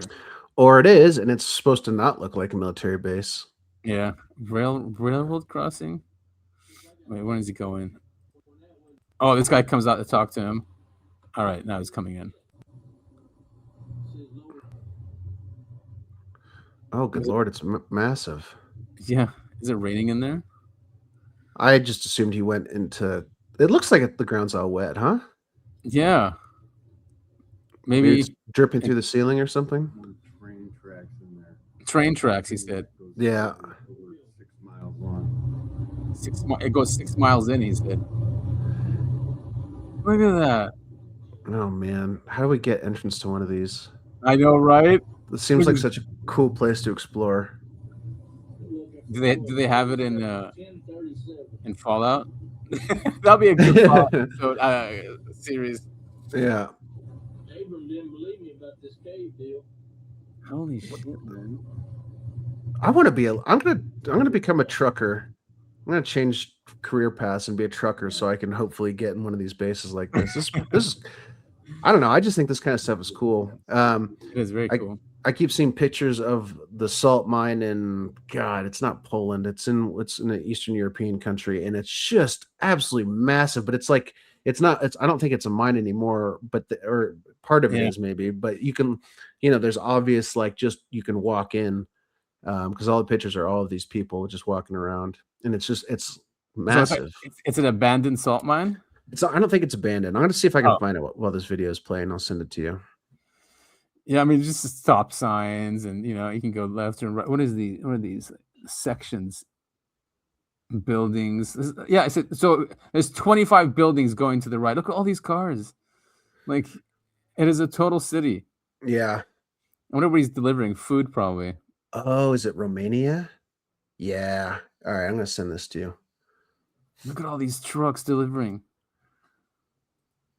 And, this is all our money, obviously. I always thought, like, why do we have so many products in the store, and who the hell is buying them? Exactly. It's for these guys. There's another guy. He's an army whistleblower. You can do. You know, you can go from the East Coast to the West Coast underground. Underground, completely underground. Without having to come up. And there's turnoffs. You need security clearances to get through these turnoffs. They go into other bases. They go into other areas and, secret places you can't go. And what do they do there? They do a lot of things. I can tell you one thing. They have 2 sets of elevators. And my security clearance got me down to the main hub, which is as big as Manhattan. I mean, it's as big as Manhattan. It's unbelievable. They have acres of farmland with lights and farmland underground. They run the lights off nuclear. Underground. Yeah, they have nuclear power plant underground, and they use that for everything. All the power under there. They grow food. Yeah, they grow food. They have livestock. I mean, everything. Yeah, they have everything. They have bench shafts. They have everything. But the 2 sets of elevators I was telling you about. My clearance, I can only go down to the main hub. Then there was another set of elevators that brought you down further. And a bunch of friends of mine would tell me stories about that. Can you tell us anything about those stories? Yeah, I can tell you what they told me. What they told me is there's actual aliens, grays. Wait. Aliens. What was the word, grays? Grays. And also there's another kind. There's different species that they talk about. There's grays, there's reptilians, all different kinds. A gray is a type of alien. Right. It's not really an alien. It's a drone. It's not really it's like an organic drone. That's exactly what it is. What does that mean, an organic drone? It's not a living thing. It's in living tissue, but it's a drone. They're not real. Wow. I couldn't find the full video of that on Rumble. Well, it was just the same one as that. Such a crazy thought. But again, it's one of those things where you have to ask, like, if it's as big as what he's suggesting, goes across the United States, underground cities as big as Manhattan, like that means there's a lot of staff involved, right? And how the hell are they keeping this so secret if that's really the case? I mean, God, they keep everything secret. And I don't know how they do this intimidation. I'm talking about, you can't keep millions of people secret, and it would have to take millions of people to think about this, build it, staff it, maintain it. It would take so many people, and you can't blackmail a million people. I guess you can. Look what our media does. People they get too comfortable, and that's why a lot of these people are saying that a lot of these migrants coming in, that's what they're using them for too, because then they just love their lives and they don't want to ruin it. They get free healthcare, their kids get excellent education, and maybe that's why they're sick of us Americans who just want freedom and transparency. Yeah, like, no, we want slaves. I sent you a Google link to the salt mine I was talking about. If you could pull up some of those pictures and see how big that place is. I mean, it is massive. We can play this video and you can look at that on the side if you want. Begun. Yes. All the vehicles are moving in. We got the families moving into place. This is the mine where we're going to be held up for months. We're preparing, man. I told you we had to get ready for what was coming. So we've got our families and stuff. Food storage is good up. We're packed up pretty tight in here, but it's going to be good to go, man. So it's not underground city, but this is an abandoned mine, and people are doing this. These are preppers doing this for what's coming, basically what's going on. Oh wow, yeah, I was wondering what the context was. Yeah, in Iran and stuff. So lucky them, but they got their neighbors, they got food. I mean, I don't know if those fumes are good. It better be probably not ventilated. Yeah. Yeah, I don't know, man. I don't know if I could be a mole person. I think that'd be pretty depressing. Yeah, look how massive that place is. Oh, I've seen this. Yeah. So this is in Romania. The name of the salt mine is let's see if I just had it. Brazov? No. Selina Turda. Oh, that's an unfortunate name. It's a big turd. That's an unfortunate name. Whoa. But yeah, so I don't know. I don't know if it's still active or not. But you can get tours there. I did that. I found that out pretty quickly. But it's just massive, absolutely massive. Yeah, dude, look at that. Very cool. So next time I'm in Romania, I'll have to go check that out. Actually, you know what? Once I move, I will be close enough where I could probably go there pretty cheaply. Oh yeah, that's right. Probably just a train right away. Yeah. Where were we? Oh yes, What's this one? Oh yeah, you sent this one. This is the one in Turkey. Yeah, so it's nothing. This is nothing new. Humanity has been doing this for a very long time. Yes. And many people say these cities, and even Catherine Austin Fisk says this, is that they know that there's an event happening that's coming, and that the best way to protect yourself from these cyclical events from the sun, right, is to go underground. Yes. This was a really fun case. This guy in Turkey, he was remodeling his basement, knocked down a wall, and discovered an underground, of course, empty city that could have housed 20,000 people. Wow. Here's a nice graph right there that kind of shows a basic layout. I remember when this story came out. I remember watching the videos of this, them walking around the tunnels and stuff. It was really cool. Oh, this happened in 1963. I just heard about this a couple years ago, though. Oh, yeah. Oh, in 1963. So a subterranean city up to 18 stories and 280 feet deep in places and probably thousands of years old. Yeah, that makes sense. Crazy stuff, man. Very cool. Turkey's in a part of the world where there's a lot of history that's gone hidden, or it's gone forgotten about.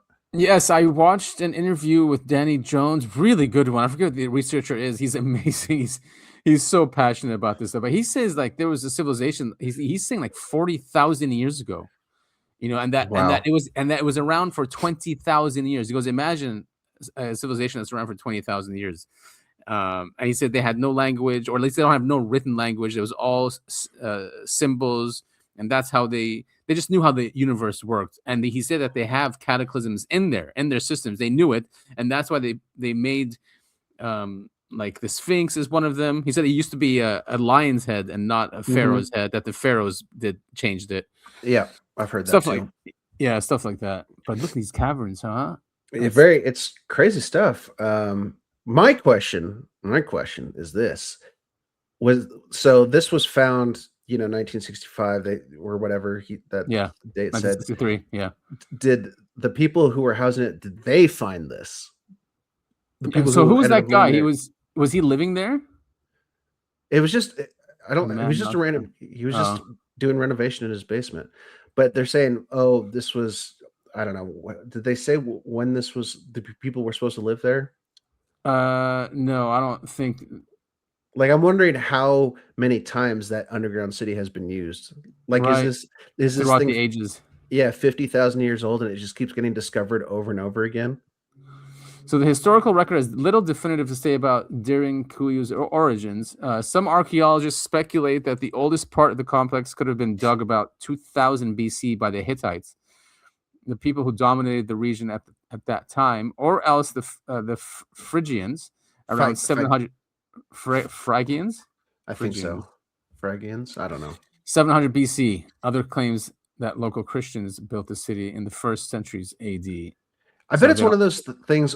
I bet I'm kind of right. I don't know why I'm thinking this, but I have the feeling that it just kept getting. It would be built upon and then lost. The next civilization move in, find it, built upon again, and then now here we are.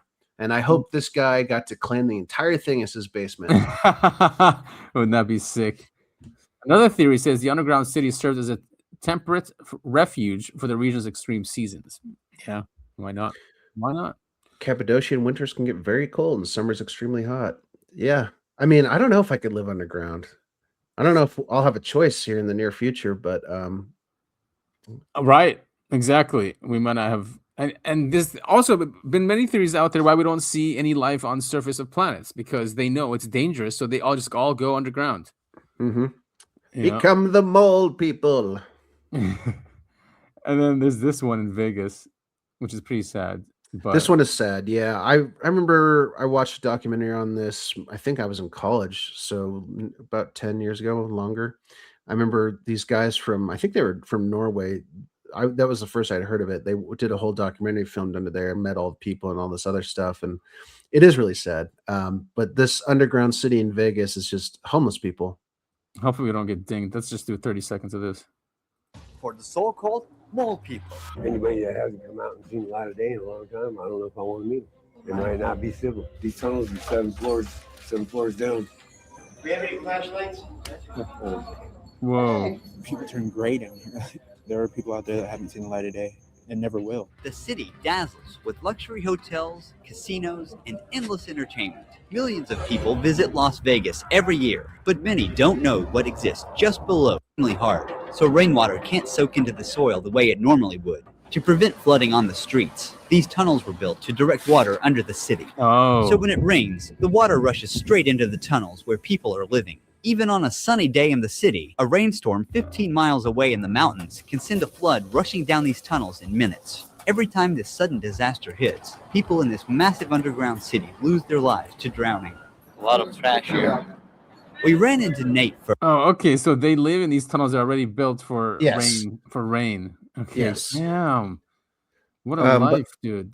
Apparently it's a thriving community though. I don't know if you want to call homelessness thriving. Right. But they're all very respectful of each other. They've all got their designated areas.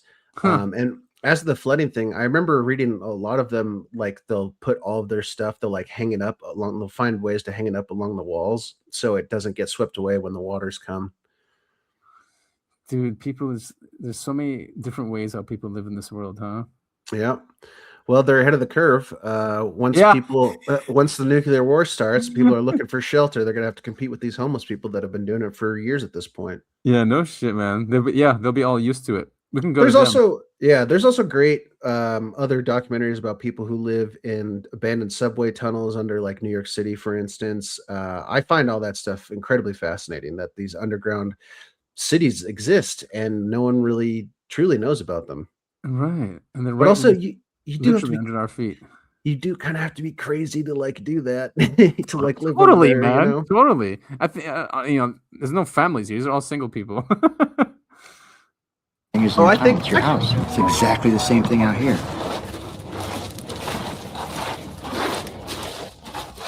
Is that Tony? Yeah. When I heard a voice echo through the tunnel, it hit different. This dark, damp tunnel that gives me goosebumps is actually where some people feel the safest and live. Here he is. At first glance, it looks like clutter, but to Tony, every single item is essential to his survival. I've been in these tunnels for 6 years, and there has been times where we've had good people here, and it was a sense of community. But now we've got some people in here that don't give a shit about nothing but themselves. They're bullies. Some asshole over there started a fire because he's just a mean dude. The fire didn't hurt Tony, but nearly took the life of his only companion, his cat.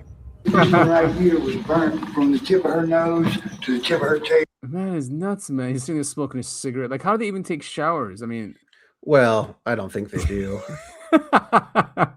Red Hot Chili. He's tinfoil. Yeah, that's always a good sign. Getting ready to smoke something. There was a news article that came out a few years ago. There was a former porn star living down there. Yeah, you're kidding me. No, so it's not just like these dirt trash people. I mean, the lifestyle of a porn star is not exactly glamorous, but it was someone, she was someone who at the height of her career apparently was very popular. And now she's living down there. At least it's better than being dead, because most of them die. Yes. They're very low what do you call it, lifespan. Yeah, unfortunately. And this one, I remember seeing this. So they found basically a giant ant structure right underneath the ground. Yeah, they found an ant colony. I believe this is in Africa. I don't remember exactly which country. And they just started pouring cement in there. And it says at the beginning of the video, but we don't have to watch it. It took like a long time, like days, to pour all this concrete. And then they waited, I think it was a month or two, and started digging it up. And they just uncovered this beautiful underground alien structure. Oh, also for PETA, I know you're listening, they did remove all the ants beforehand. I don't remember how they did it, but they said they did, and I have to take them at their word. Yeah, they said absolutely. I think they said it was an abandoned ant colony. Could have been. Yeah, they moved on somewhere else. Look at that. It was it's absolutely massive. When you see the final thing, it's this huge structure, and it's got highways and roads, and obviously like places where they look at this. Wow. And these are ants. And they built all this themselves. Yeah. Wow. So I mean, so cool. And just they don't need money to motivate them to build it, Yeah. Well, they, their colony survival is based on survival, right? So right. Yeah, that's what they've been around for 1 billion years. That's how old they are as a species. Mm-hmm. They're ancient. So when he sent me this, it reminded me of the Hopis. Yeah. The ant people of the Hopi. And so this is very similar too. The ant people live underground, right? They have cities and they're there because they know there are cataclysms that happen on the surface. And that's so yeah, the Hopi Indians have lived on the high desert of northern Arizona for thousands of years. This barren, beautiful landscape was the place where Hopi gods directed them to build a number of villages made up of pueblos, what we today would call stone apartment complexes. Here, the Hopi managed to flourish by simply growing corn, beans, and squash with very little rainfall and almost no irrigation. One of the most intriguing Hopi legends involves the ant people, who were crucial to the survival of the Hopi, not just once, but twice. The so-called First World, or World Age, was apparently destroyed by fire, possibly some sort of volcanism, asteroid strike, or coronal mass ejection from the sun. Exactly. Woohoo!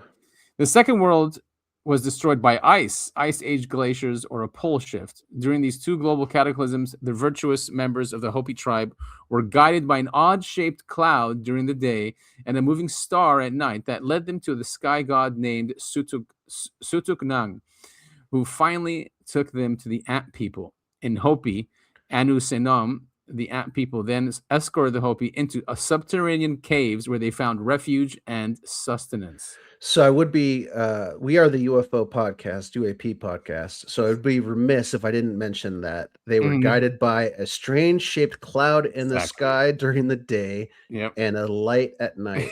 Exactly. What in the world does that sound like? Yep. And ant people, have you seen how the face of an ant? It looks like it's gray. Yes, it does. Yeah. So it's basically grays is what they're saying that look like ants. In this legend, the ant people are portrayed as generous and industrious, giving the Hopi food when supplies ran short and teaching them the merits of food storage. In fact, another legend says that the reason why the ants have such thin waist today is because they once deprived themselves of provisions in order to feed the Hopi. That's hilarious. More alien lore. And look, they even talk about the constellation Orion. Mm-hmm. The constellation Orion also has a thin waist. When Orion dominates the winter skies, the ants are deep in their small underground hills. These structures are similar in form to the Hopi kivas, which are subterranean communal prayer chambers. Coincidentally, the Sanskrit word ki means anthill, and va means dwelling. That is weird. Kiva. Each February, inside their kivas, the Hopi perform the bean sprouting ceremony or bean dance called Pawamu. During this time, the fires are continuously kept ablaze, turning these structures into superb hothouses. The ritual commemorates a time when the Anu Sinam taught the Hopi how to sprout beans inside caverns in order to survive. No shit, man. They taught them a lot, I guess, huh? Very cool. Yeah, they did. Is there something called the Hopi prophecy now? I'm trying to remember. It's something about the end of the world. Anyway, I don't remember. Sounds familiar. Yeah. It does a little bit remind me of the legend of Atlantis, where the people who left Atlantis ended up becoming gods in the different regions because they would come in with gifts and they would train people. Oh yeah, okay, this is how you cultivate plants. Right. You know, this is how you raise crops in winter or whatever. Yep. So yeah, it could be they could have been the survivors of a cataclysm and just given this knowledge to the Hopi Indians to survive instead of starting from scratch. I thought this was interesting. It's definitely not accurate, but it's in the mainstream and it's the Washington Post, and they have this thing about the black budget, and they go through where it all goes, who are the agencies, the top 5 agencies: CIA, NSA, NRO, National Geospace Program. That's an interesting one. Not really, I guess, because it's just about putting satellites up in the air, right? So we can pretty much spy on both people. Both of these are right. Yeah, NRO and so it's in space. And I think this is old anyway. It's probably way more than that. It doesn't have but it is interesting though. So we've been at this for a long time. The government has the money for it. They have ways to get money for it. There are many reasons for it, not just aliens and UFOs, but that is one of the reasons. And they can do stuff down there. Oh, wait a minute. We missed something. There was an important one from where was it? Oh, Oh, sorry, it comes after that. Okay, sorry. So we're not done with that yet. Here's the Iran one. If people have not seen it yet, it's really impressive. I mean, if they can do it, what are we doing? Yeah, exactly. Yeah. Right? I mean, we have like infinite money. These guys have been under sanctions for 20 years.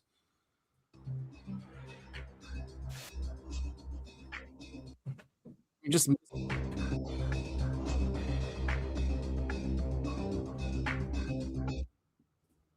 pretty impressive, actually. When I saw this, I was like, "Wow, man, it is." Look at these guys. Of course. Oh, they're stepping on the Israeli flag. I just saw that now. I had no idea. I'm surprised that's even there. Yeah, because they want to step on it. Oh, okay. Disrespect it. I'm surprised they don't do worse, or they probably do. It's just not in this video. Right. Yeah, I mean, but yeah, massive complex underground. Look at that. And these are just all missiles. And supposedly they have hundreds of thousands of them. That's why I'm saying it's going to end up in a nuke because these guys are not going to stop. We're not going to stop. But even I've read that even a nuke won't do anything to this. I mean, it will, of course, vaporize the people, unfortunately. Right. And that's always going to be the main casualty of war of are the innocent people. Yeah. And this was a cool video. We don't have to watch the whole thing. But this guy goes through like how it was what Oh, good. I actually am really interested in this because that whole time in that last video I was like, how in the hell does someone even build something like this? All right, let's do it here. So I had a 1.5 speed, so it'll be like 4 minutes. Okay. At the heart of the Yaz Desert, amid hard granite mountains, one of the most strategic fortresses has been built. This missile city, located at a depth of 500 meters underground, has turned Iran into an impregnable stronghold. The 1990s. After the war ended, Iran's defense doctrine shifted toward asymmetric warfare. Strategists began considering the protection of missile reserves against air attacks. The granite mountains of Yazd, due to their high density, were selected as the best option. Geological reconnaissance operations began in the early 1990s with military precision. Start of excavation, 1998, 8 o'clock. The first TBM, tunnel boring machine, drilling devices were transferred to the classified area. Engineers from Qatam al-Anbiya headquarters took responsibility for this massive project. Work began by creating camouflaged openings within the rocks. Controlled explosions deep underground marked the first step in splitting the granite. Reverse engineering and localization, 2001. Iran transferred deep tunneling technology from dam construction projects into military use. The first layer of tunnels was designed at a depth of 100 meters for administrative sections. Massive ventilation systems were installed to circulate air in the depths. The black granite of Yazd was the toughest obstacle facing drilling equipment. Phase 2, penetration to 300 meters, 2005. The need for protection against bunker buster bombs increased the project's depth. Spiral pathways were designed to neutralize potential blast waves. Walls were reinforced with thick layers of concrete and metal fibers. This phase turned the missile city into an impenetrable fortress. Arrival of the first shipment, 2009, midnight. The first medium-range Shahab-3 missiles entered underground storage. Internal rail systems were installed for rapid missile transport. Silo launch technology was successfully tested deep underground. Yazd became a strategic storage site for both liquid and solid fuel. Development of Command Section, 2011. The C4 I Control and Command Center was established at the deepest point of the mountain. Secure fiber optic communications connected all levels. Survival systems were designed for long-term personnel endurance. Water and food reserves for 6 months were planned. Official unveiling and global shock, 2015. National media broadcast images of missile cities for the first time. The world was astonished by tunnels large enough for missile-carrying trucks. Ahmad and Sejil missiles were displayed on mobile launchers. Although the exact location in Yazd was not disclosed, 500-meter depth became a trend. Smart launcher systems, 2018. Missile barrage technology was deployed in Yazd tunnels, a system capable of launching missiles sequentially. Robotic arms were used for rapid missile reloading. This advancement reduced response time to just minutes. Modernization in 2021. Entry of drones. In addition to missiles, underground hangars for attack drones were built. Yazd tunnels were equipped with catapult launch systems for Ababel drones. The combination of missile and drone power was achieved in one location. This made Yazd a highly advanced multi-purpose base. Countering electronic warfare, 2022. All walls were covered with a Faraday cage shield. This layer prevents harmful radio waves and electromagnetic pulses from entering. Even in the event of a nuclear explosion at the surface, internal systems remain safe. Cybersecurity reached the highest military standards. 2024, entry of hypersonic missiles. The Fatah missile was added to the underground arsenal. Advanced storage systems for stable solid fuel were installed. Launch platforms were optimized for speeds exceeding Mach 13. This made the Missile City one of the most advanced in the world. Multi-layer structure, security layering. Level 1, decoy exits and radar deception systems. Level 2, fuel storage and final missile assembly workshops.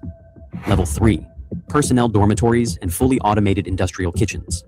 Level 4, main arsenal and vertical launch silos. Point Defense System, 2025. The Yazd Mountains were equipped with Bavar 373 and Desful systems. Air defense layers secure tunnel entrances. Seismic sensors detect any ground infiltration attempts. Access is only possible through multi-stage biometric gates. Status in 2026, completion of the Granite Shield project. In 2026, this missile city is connected to a central AI system. Launch decisions have become automated in case of communication loss. Tunnels extend dozens of kilometers beneath mountain ranges. This is the largest man-made military structure within igneous rock. Energy management and survival in 2026. Small nuclear plants or surface solar systems provide power.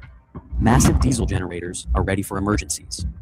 Water purification systems draw from deep underground aquifers. The Missile City is now a fully independent ecosystem. Underground research and development, R&D. Propulsion laboratories continue research deep underground. Missile scientists work in fully isolated environments on new fuels. Information leakage is impossible due to intelligent surveillance. This is the beating heart of Iran's military science in the new century. Visual and thermal camouflage of exits. Missile exits are covered with movable artificial boulders. Cooling systems eliminate thermal signatures. Spy satellites cannot detect entrances or exits. Thermal invisibility technology reached maturity in 2025. Missile distribution network, Metro of Death. High-speed electric trains transport missiles between silos. If one silo is identified, missiles are immediately relocated. This underground rail network doubles operational flexibility. The speed of transporting a 7-ton missile is remarkable. Personnel psychology at 500 meters depth. Smart lighting systems simulate day and night cycles. What? Walls are covered with calming natural imagery. Military psychiatric teams continuously monitor personnel health. Working at such depth requires strong psychological resilience. 2026. Connection to nationwide missile network. Yazd tunnels are connected to missile cities in Kerman. An integrated defense network has formed beneath central Iran's desert. This synergy enables national-level strategic maneuverability. Iran now possesses an underground missile continent. Crazy. Fucking nuts. Wow. Where did they get that information? Where did that come from? Do you know? Does it say? No clue. Because that's some pretty detailed information. It is. It's probably just rumors out there. Although he put the dates. How this was made. Oh, yeah. So who knows? Maybe take that. I mean, definitely something. We know that we can't penetrate it. That's for sure. Yes. Right. Yeah. We can't. They can still shoot stuff at anyone at any time with accuracy and quickly as well. And if even half of that is true, you know, the U.S. has something not just similar but beyond, and more. 100%. Yes. Yeah, because that looked like the U.S. military's wet dream right there. Right, and something we probably built in the 40s, I'd say, or 50s. Yeah. You know, Yeah. But 500 meters deep. That is deep. Especially through granite. That's crazy. But yeah, I mean, and you know, that's the thing about these bases is they don't just. It's not like they've been sitting around since the 40s and 50s or whatever. They get updated and updated and updated. Yeah, exactly. And that's I'm sure we have probably 0-point energy down there. It doesn't even need, you know, or some nuclear energy that's really advanced. So they could probably live down there for who knows a millennia. That one guy said they have farms down there. Yeah, you know? That's just crazy stuff, man. Yeah, I'm sure you can do that with trillions. It's trillions of dollars. You know, okay, well, fine. Where else did it go other than spaceships or what? Like, what is it? Who's collecting all that money? they got CIA low-level CIA agents working at the Starbucks that's down there. You know. Yeah. Right. Exactly. All right. So I mean, I think there's lots of proof for deep underground military bases, and it just makes a lot of sense We have the money for it. We have the technology for it. We have the means to do it. Yeah. I find this subject absolutely fascinating. I would love to go find underground bases because I refuse to join the military or the U.S. government to be a part of this. Yeah. Yeah. There was that guy who, do you remember the story? He was hiking kind of around Area 51, that area. Yeah. And he found the M cave, the famous M cave, and it made him sick. And then he disappeared shortly after that. And then people went out to find him. And that one guy also found a similar cave that looked like it had been filled in with rocks. And he started getting sick right around it as well. So that kind of... Was it like a cancerous thing, you think? I don't think it was a cancerous thing. I think I don't know. I'm not really a scientist, but I imagine it's some sort of like sonic thing that screws with your inner eardrum, or like your what's it called, and it makes you dizzy, and so you vomit. Yeah, your inner ear. It's some sort of deterrence. But yeah, I have to imagine the U.S. has bases all over the U.S. that are underground and unknown about. Yeah, I mean, Iran is doing it for defense, right? We're doing it to work with aliens and genetic. I wanted to find because it was a quick video of, but anyway, it's fine. I think we have enough information. But there was one about Native Americans living near Dulce, and they said they found like, oh yeah, here it is. Do you want? It's just 2 minutes. Sure. Yeah. Okay. Yeah. Just FYI, though, it's not on the screen right now. Oh. Thank you for that. Garia Apache tribe. They swear. I tell stories, but my nose isn't growing. They are not making this up. They threw down a ladder from that spaceship, and then 2 small people started climbing down. Jerry Julian says she had her first extraterrestrial encounter right here on her Dulce ranch about 40 years ago. It was huge. I just saw the bottom of it. It was like flat like this. Many of her neighbors claim similar strange sightings. Fat in the middle and kind of like rounded on the sides. You're speechless, You just don't know what to think, It's just like, it's like nothing you've ever encountered before. Why are stories of the extraordinary ordinary here? I do not know. Probably in kind of that big mountain we have right there, Rumor has it there is a secret base hidden underneath the Archuleta Mesa here. The mountain overlooks Dulce. Some people in town say the base is run by aliens working with our federal government to conduct mind control and genetic experiments. Do you believe that? Yeah. Well, a whole bunch of people seen it, Like the ground opened up, steam coming out of it. They also claim they've seen some creatures cooked up in those experiments, like Bigfoot and something half human. Down this way, the waist down, it's a goat. It has a tail. But up here, it's a man. People tell me Dulce wasn't always a center for supernatural activity, but then sometime in the 70s, things changed. That's when cows started turning up mutilated. They just cut out in between the legs right here. We've seen one. I know it's not a predator. It's doing it. Someone's doing it. Local police never definitively said who's to blame. Locals say it has to be something out of this world. And since then, I was taking a random picture, zoomed it in, and there was a UFO right there. They say they know it sounds crazy. They're just going to ask me, well, how much did you drink or what did you drink? I'll submit to a lie detector test or anything, But say it's the truth. Question is, do you believe? Do you believe? Of course. You got to sensationalize it. Right. That is a part of the Dulce Wars story, is that the main character discovers a bunch of hybrids that are basically just beings that are like, kill me, I don't want to live. Holy shit, dude. That is... So it all ties into everything we've talked about today, and I really do hope we do a deep dive on Dulce Base. We could have spent this whole episode on Dulce, and I was trying to move us along so we can cover other stuff too. All right, we have about 12 minutes left. We can quickly go through some updates here. Now they're not making fun of this anymore. The mainstream media keeps covering what's happening with these missing scientists. Apparently, there's 9 missing scientists now.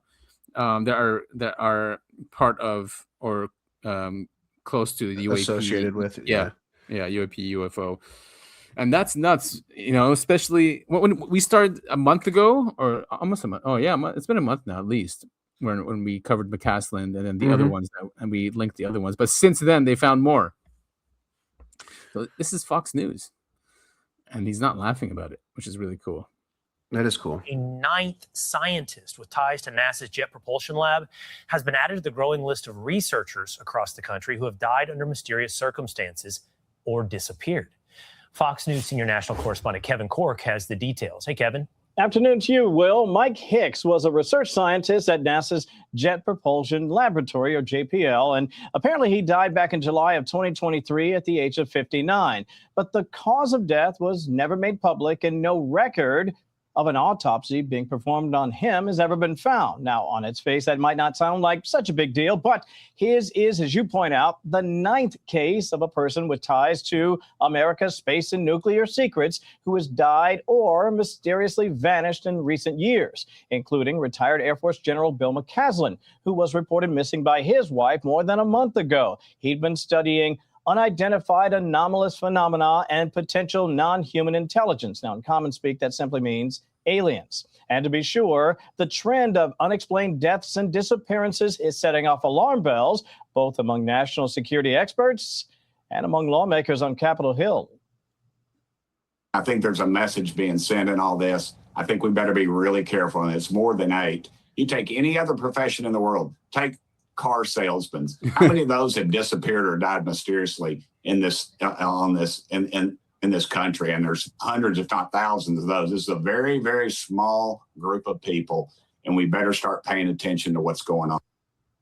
The great Tim Burchett speaking there. Another scientist missing, Monica Reza, JPL's Director of Materials Processing. She vanished without a trace last June, just months after beginning her tenure at the NASA lab.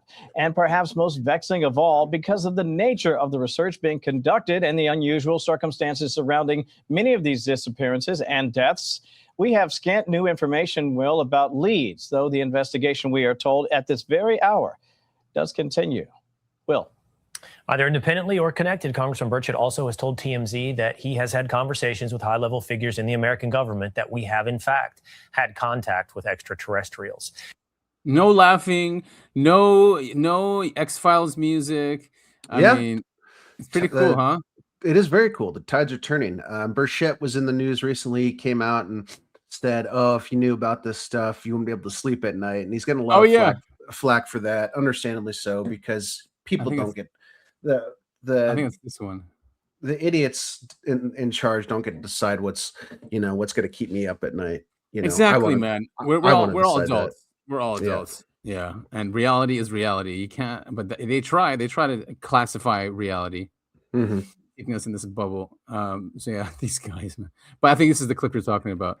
Was there something that if we knew, we would feel that we are in danger? You said you wouldn't sleep at night if you knew the things that I saw in these briefings.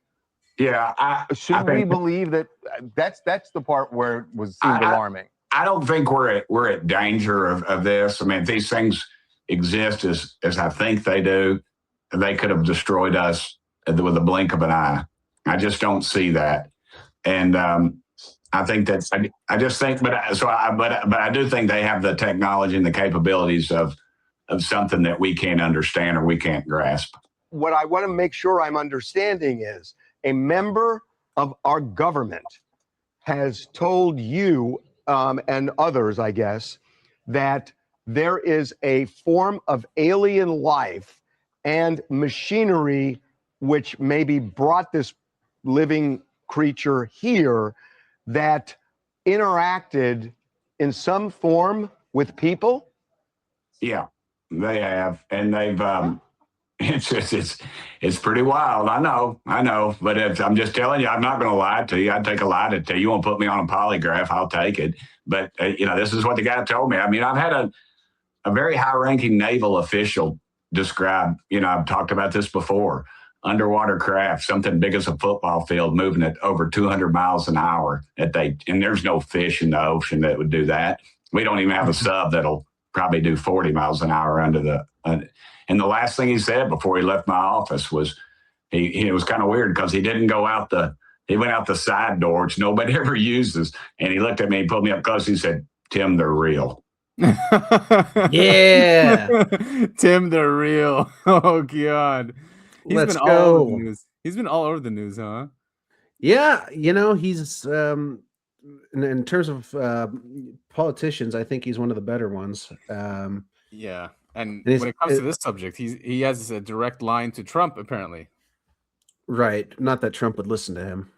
Yeah, right. Because he's not Israeli. Yeah, exactly. Or in the Epstein files. Yeah.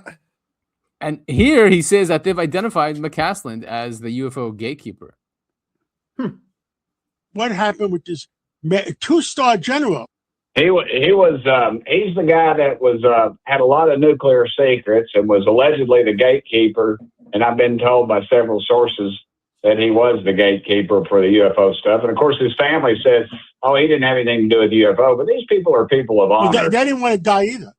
Yeah, and they don't tell their families. So their family isn't a target.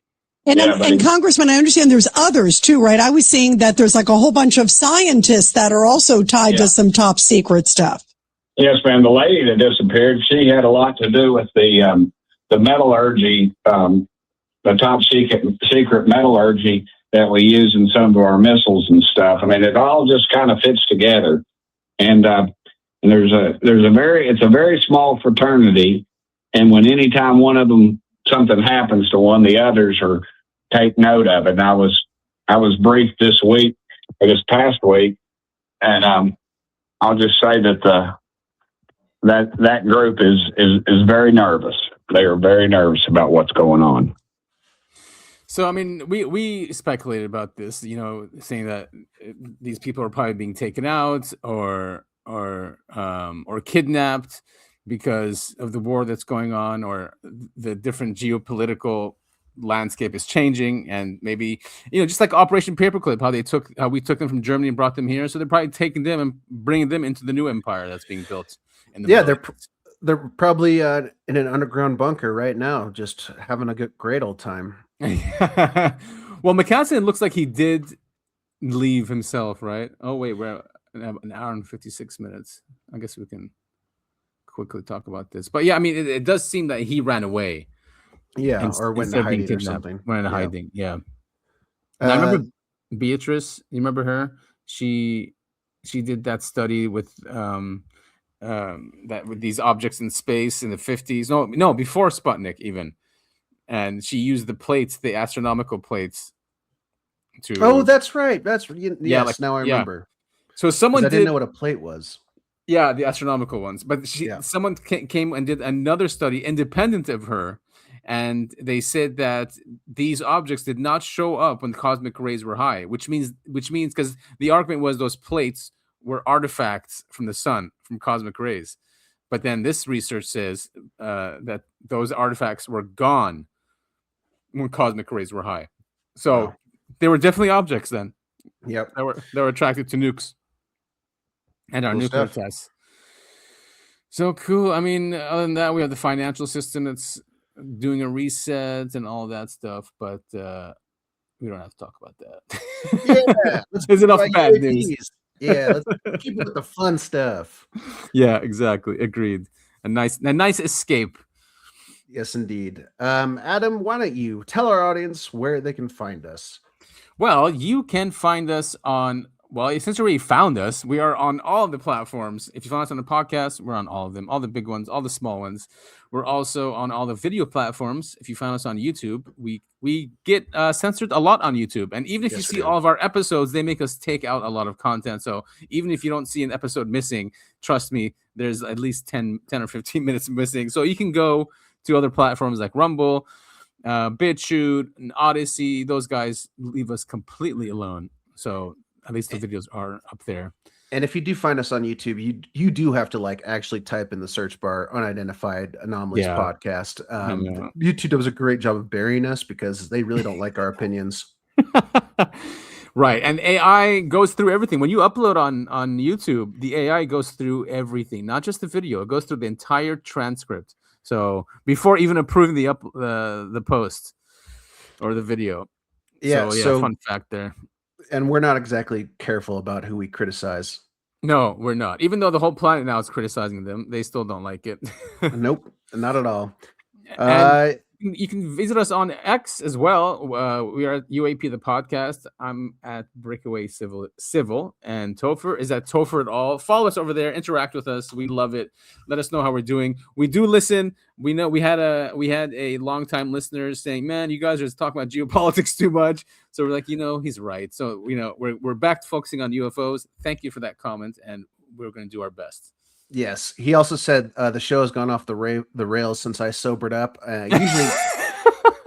Usually things like that go the opposite direction, but no, I also it's good. We need to get back to our roots and stick with the UAP stuff. Absolutely, and there's a lot there anyway. And yes, it is always connected to geopolitics because it's power, and the technology that comes with UAP is extremely powerful, and people in power want to keep it for themselves. So that's why it ties in. But there's so much to cover with this subject. And like you said, Topher, we should look at the Dulce Wars, something coming up, some other deep dive. If you guys have ideas, let us know. Yes, please We'd love to cover it. If you're interested in reading about some of the stuff we've talked about on the show, I also have a Substack. That's right. Topher LS at Substack. And also, I created a YouTube channel, and I will be doing some video essays about what we talked about.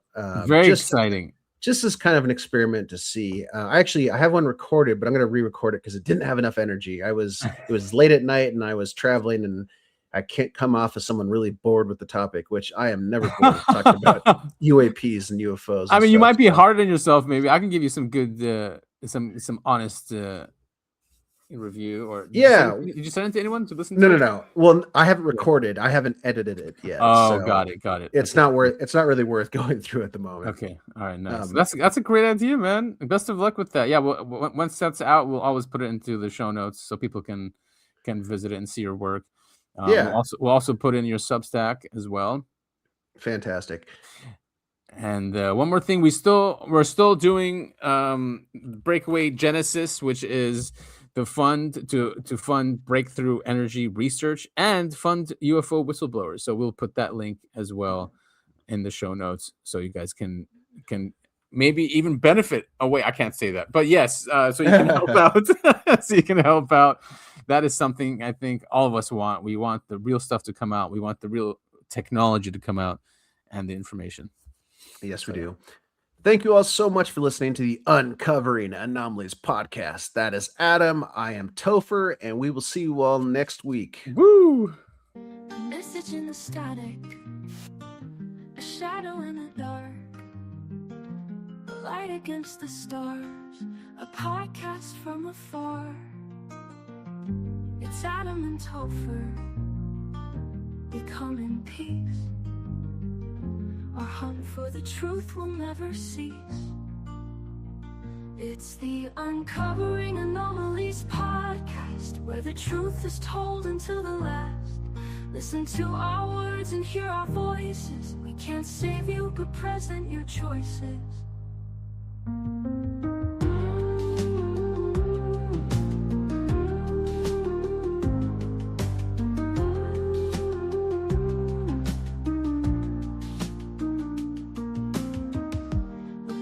In the static, a shadow in the dark, a light against the stars, a podcast from afar. It's Adam and Topher. We come in peace. Our hunt for the truth will never cease. It's the Uncovering Anomalies podcast, where the truth is told until the last. Listen to our words and hear our voices. We can't save you, but present your choices. We can't save you, but present your choices. We can't save your choices. We can't save you, present your choices. Present your choices. We can't save you. Present your choices. you, but present your choices.